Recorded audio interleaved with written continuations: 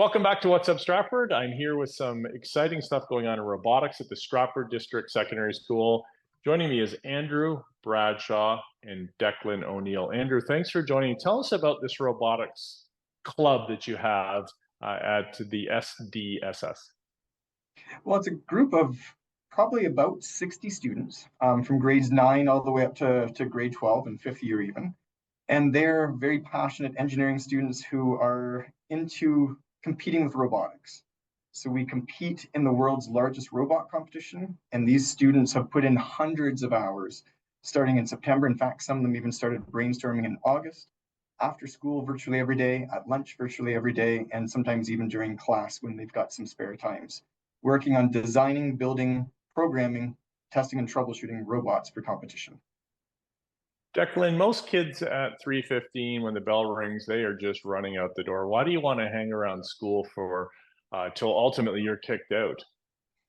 Honestly, one of the main things is I made a lot of friends in the robotics club. I came from the other school board, and I made a lot of friends as soon as I walked in there.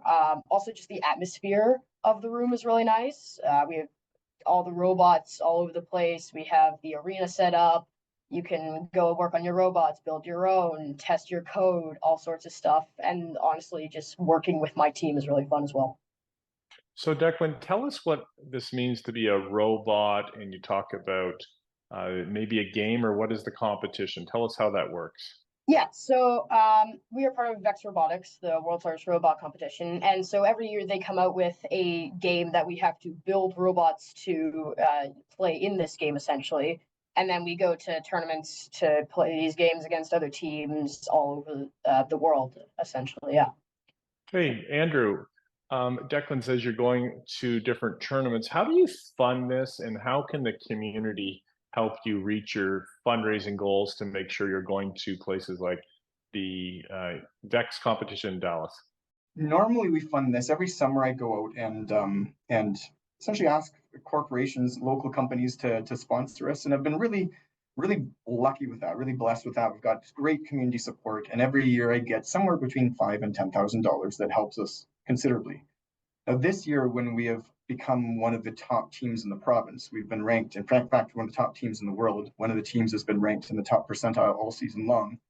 Then suddenly we've started to get more opportunities. And so that's gone above and beyond what I've fundraised, and certainly above and beyond what the public school board can sponsor as well. So that's where we've kind of gone out and are trying to ask the community to see if they can invest in the youth of Stratford and the future engineers of Stratford.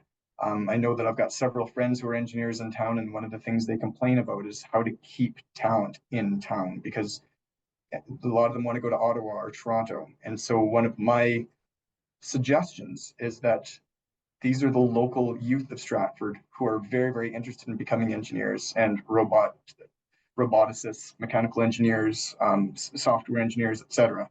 And they're more likely to be able to stay in town than somebody that's from out of town coming to Stratford. Great. Declan, tell me, how in the world would you know how to program an autonomous robot? That's a good question. I'm personally am not crazy in coding. I'm more of a builder person. But we have tons of coders here who are really excellent. They use all sorts of different methods of coding. You can use different types of coding for Vex in general. You can use Python. You can use block coding. There are tons of different ways of coding it, and tons of people who have different preferences. Declan, tell me, this robot has to pick up some type of a tri-ball in this competition, and it's actually engaging against the competitor. How does this environment work? Yeah, so the tri-balls are very slippery, is one of the biggest parts. So we've had to build many different prototypes there. We've got inspiration off of other robots who post reveal videos on YouTube and different apps.